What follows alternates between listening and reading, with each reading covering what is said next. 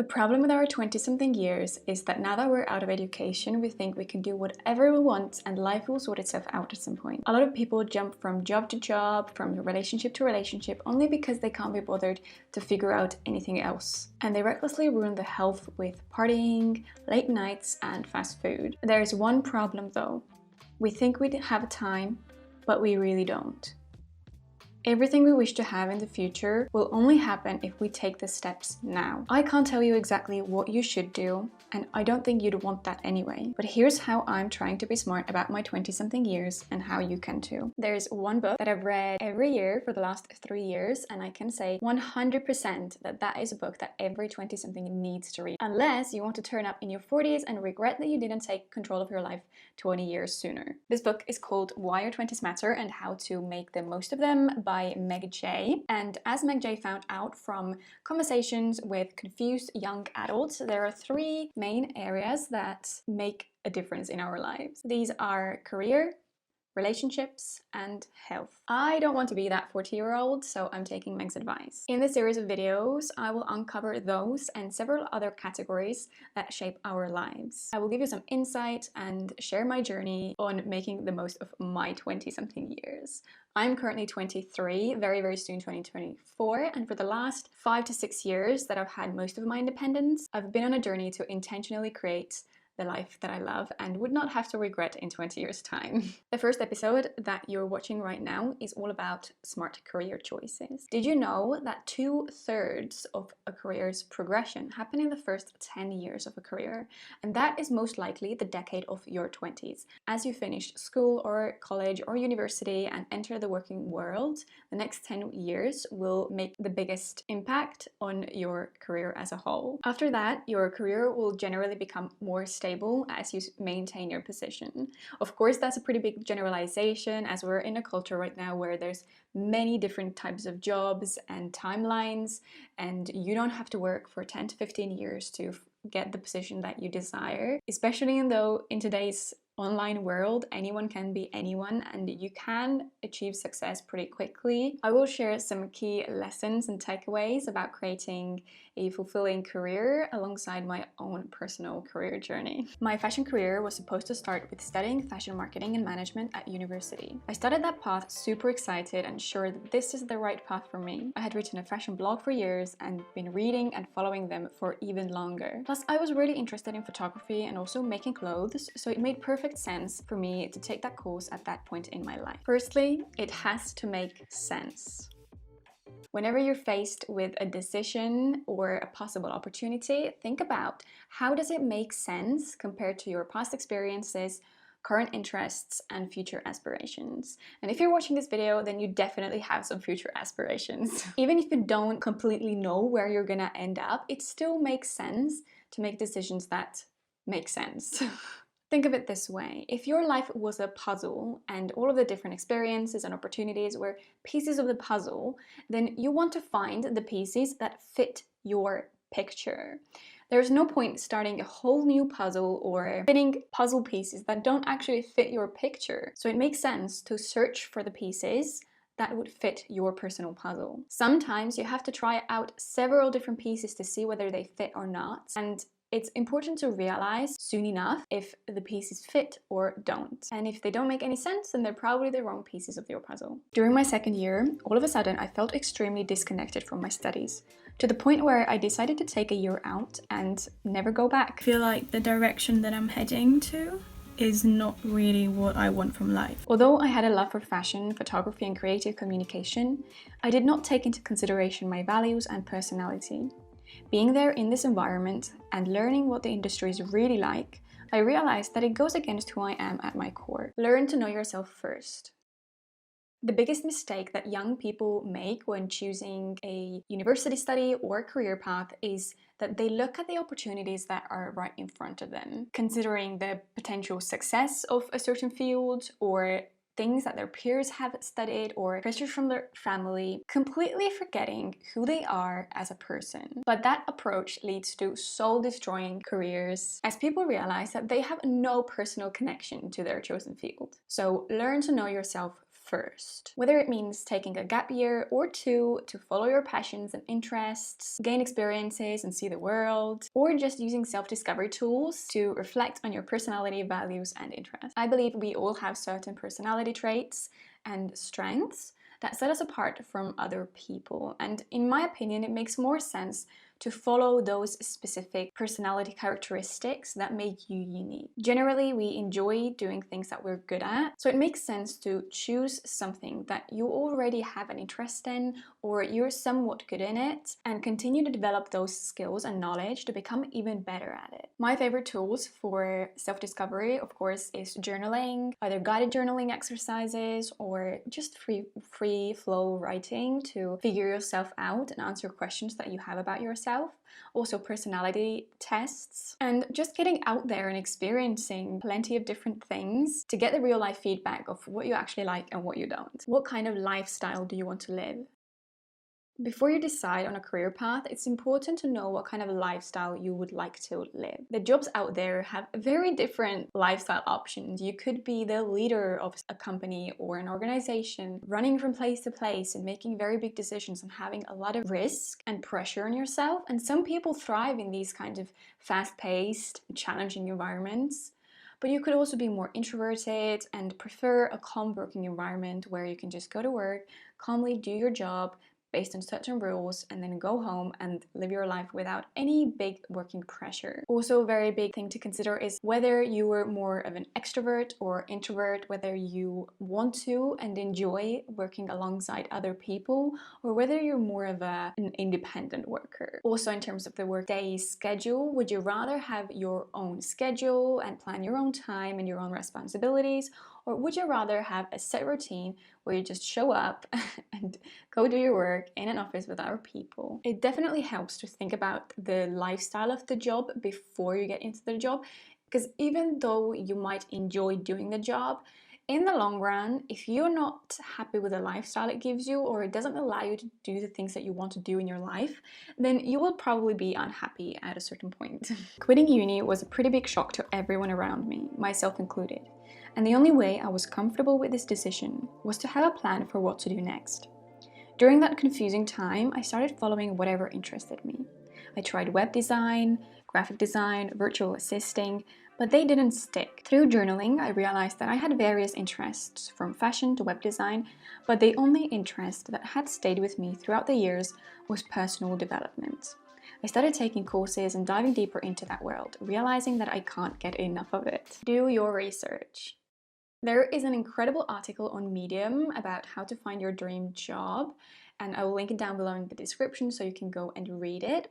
However, the main point of the article is that to first make a list of all of the possible options that you have for a potential career path. It could be specific interests or very specific job roles or even just certain fields, but the more specific you are, the easier to do the next step. Next thing is to do more research on them, such as the job description, necessary skills and knowledge, salary, etc.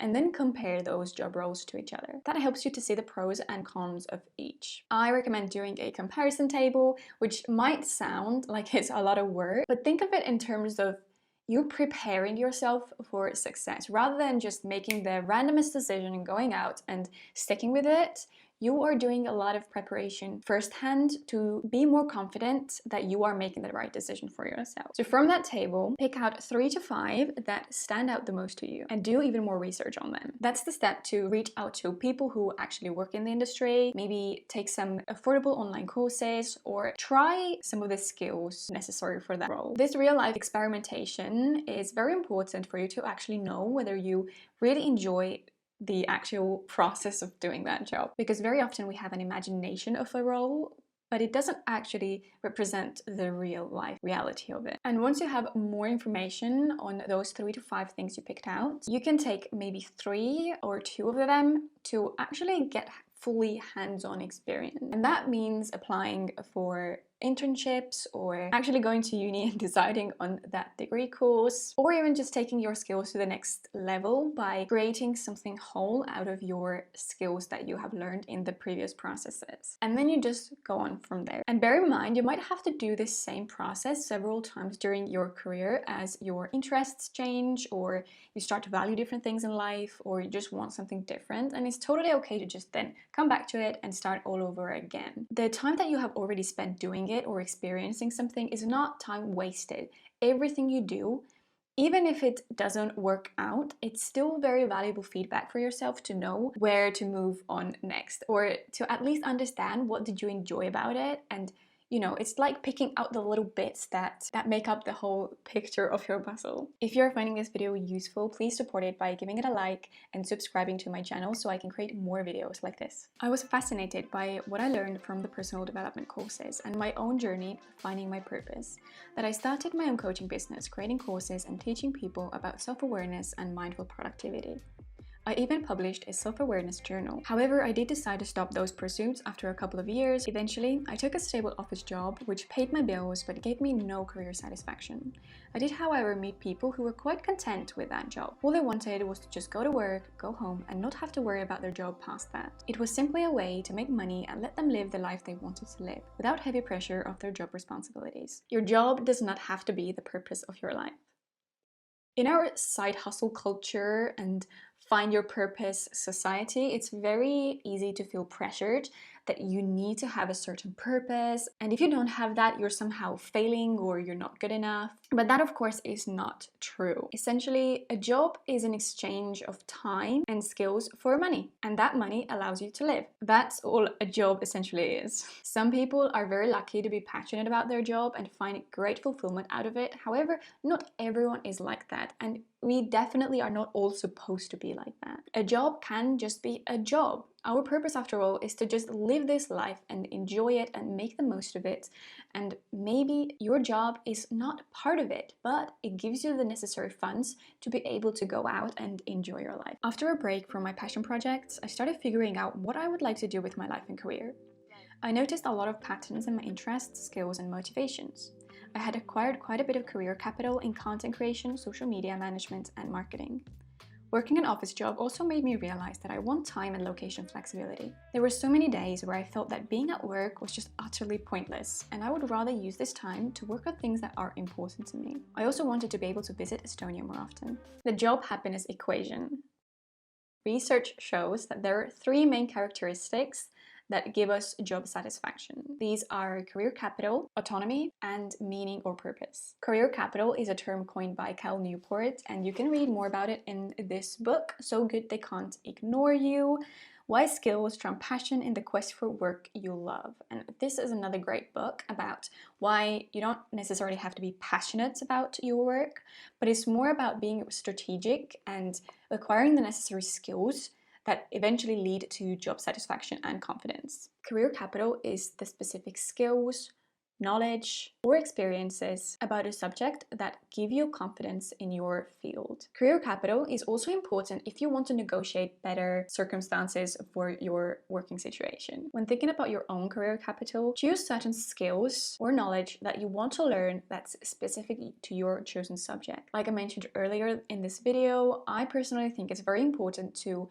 focus on the things that you're good at and choosing to improve the skills and characteristics you already have, because these are the things that will set you apart from other people. But sometimes it's also good to have a broader knowledge and understanding of the industry, because that gives you more of a big picture view. There's also this concept called T-shaped people, which basically means that in the shape of the letter T, you will have the broad knowledge of your industry. And then the narrow bit of the T is your specification in that field. That's the very specific knowledge that sets you apart.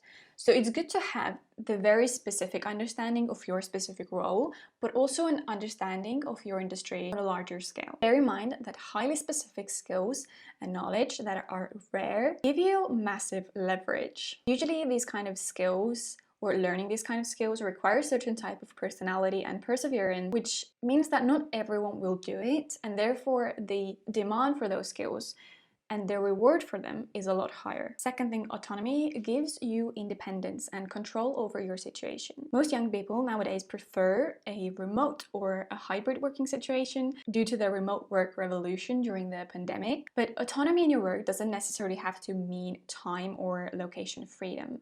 It could be just the freedom to be able to use your skills and knowledge, or having certain independence and trust from your workplace that you can make your own decisions and you will not be micromanaged. And career capital is also a very useful asset to have to get more autonomy in your work. For example, if you have very high career capital and you are a very, very valued person in your workplace, then you have more leverage to ask for more autonomy in your work, because your workplace will want to keep you and they are more open to give you the circumstances that will at least keep you in the business, because they want to keep your specific skills and knowledge. And the third thing, as mentioned before, your job does not have to be your purpose in life. However, in terms of job satisfaction, having some kind of meaning or purpose for your everyday work helps to increase the satisfaction from it. It could be as simple as knowing that you are a valued member of the team and your everyday work is appreciated in your workplace. But it could also be knowing that your work is somehow useful to the society on a larger scale. Now I work as a social media manager, which combines a lot of these patterns. As a result of a lot of self-reflection, I started working towards finding a job